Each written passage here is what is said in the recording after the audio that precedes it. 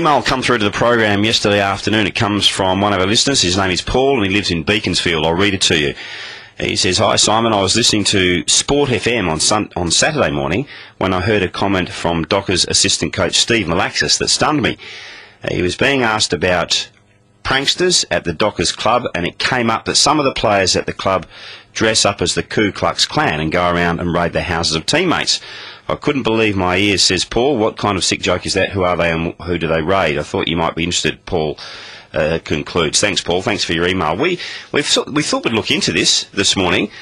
We went to Sport FM's website. This was about 10 o'clock on Saturday morning. Sport FM are a radio station that have a segment each week where they talk to somebody from the Dockers. They also do it with the Eagles, and they cover a number of sporting issues. They did speak to Steve Malaxis, and the interview is posted on Sport FM's website.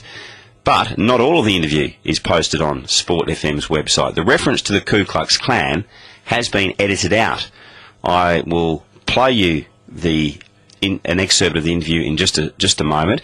You'll hear a number of voices here. You'll hear Steve Allen, who's one of the presenters, and you'll hear a fellow called Shane Hope, who's another one of the panellists. We have had it confirmed to us this morning. We've spoken to Steve and we've spoken to the producer of the program. Both of them have confirmed that the Ku Klux Klan comment was made, but it has been edited out of the final copy that made it to the website. So I can't bring that to you, but I can confirm from the presenter and the producer that it was said. Whether it was a slip of the tongue or whether it's actually happening is what we're trying to find out this morning. Have a listen to an excerpt from the interview.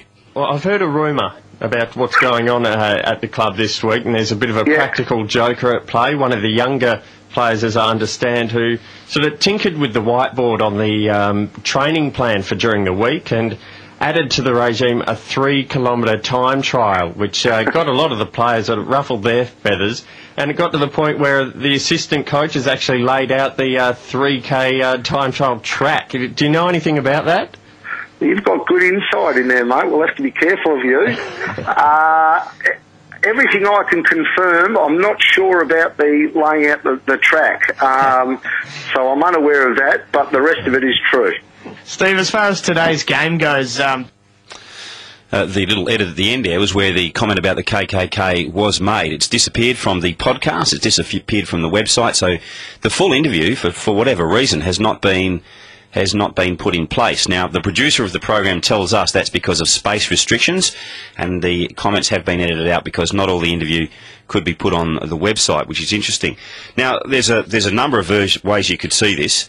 You could understand, or you could concede, there are some Dockers players getting around dressed in Triple K gear, in Ku Klux Klan gear, and if that's the case, well, they need to be censured by the club, and I'm sure the AFL will be interested if this is happening, given with the Chicken Gate affair at North Melbourne.